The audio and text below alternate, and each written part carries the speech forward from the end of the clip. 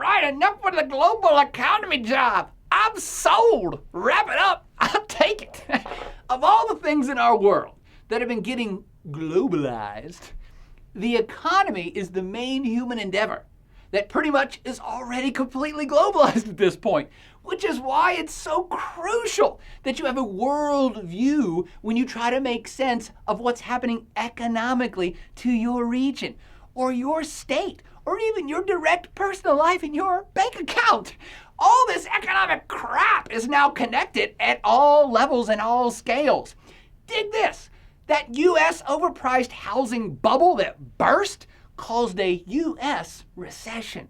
And that sparked a European recession. And that caused a global recession. It's only a matter of time before a Chinese stock market burst or the Indians switch over to the economic service sector or an African economic boom simultaneously affects your life in the United States in much the same ways or wherever it is you end up living. I want you to be hip to this nonsense. I want you to be economically savvy enough at the global scale to recognize these trends as they unfold. So you know where best to invest your dollars in the stock market, maybe in emerging markets, or where your business may be best to expand to.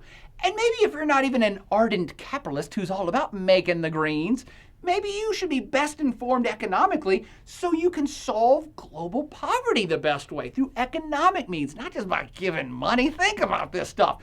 Or at least I want you to be able to speak intelligently about domestic economic policy that's being passed in your state. Don't just name call. That's a waste of time. And hopefully now you understand the differences in economic policies that are espoused between the left and the right, or the more socialist leaning versus the capitalist leaning folks, and why political leaders and governments may nationalize or privatize an industry or resource, or why a state whose economy is focused mostly on farming is freaking poor and will be, versus a state whose economy has astronauts is out of this world rich.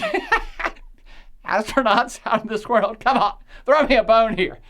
And hopefully you know how these economic sectors can change over time as a state's economy evolves. And now you get all the glories of the gargantuan GDP, but you recognize its limitations for gauging wealth and development. And you also know all the ins and outs of economic growth itself and how that is changing fast as some economies around the globe are stagnating while others are storming forward.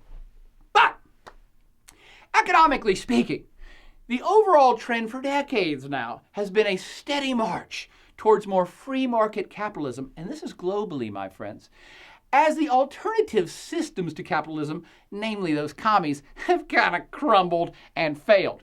And protectionism has slowly lost the battle over time to free trade. And some of the most successful international organizations on the planet right now are coalitions of countries working together in free trade blocs economically to make things more open and trade more and do more and expand economies. Yay! Oh, what's that? Oh, that's right, we haven't even talked about international organizations of free trade blocs. We should do that now. That is next.